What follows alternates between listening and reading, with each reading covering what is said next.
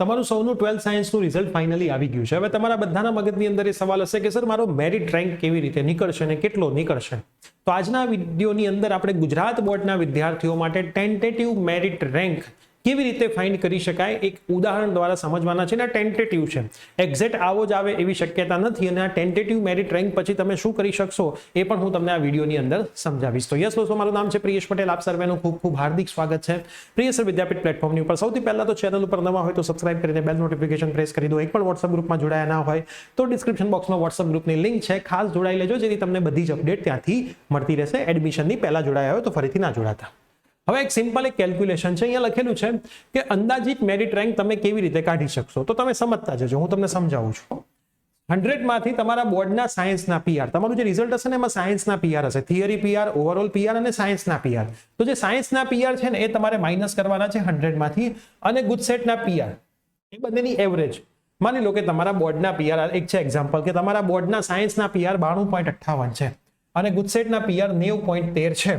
તો બંનેની એવરેજ એટલે તમારે શું કરવાનું, 92.58 પ્લસ 90.13 ભાગ્યા 2 કરી દેવાનું. બંનેનો સરવાળો જે આન્સર આવે એમાં ભાગ્યા 2 કરશો એટલે એવરેજ આટલી આવશે. બરાબર, એને 100 માંથી માઇનસ કરી દેવાના. તો 100 માઇનસ 91.35 કરશો એટલે 8.65 મળશે.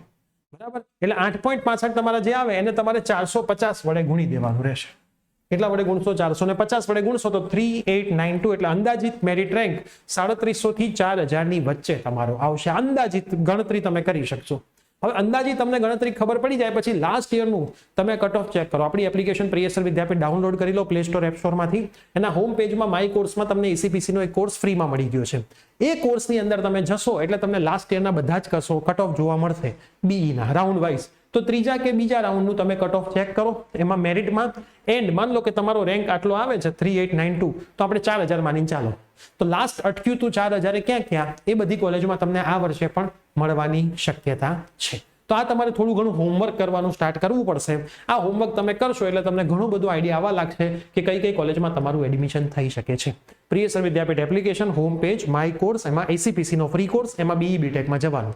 લાસ્ટ યરની બધી જ ફાઇલ આપણે એમને મૂકેલી છે. એ બધા લાસ્ટ યરના કટ ઓફ છે, તેમાંથી તમને ઘણી બધી ડિટેલ્સ પણ મળશે. તો આ વિડીયો તમારા તમામ ફ્રેન્ડ્સને શેર કરી દેજો જેથી એ પણ પોતાનો ટેન્ટેટિવ મેરિટ નંબર ફાઇન્ડ કરી શકે.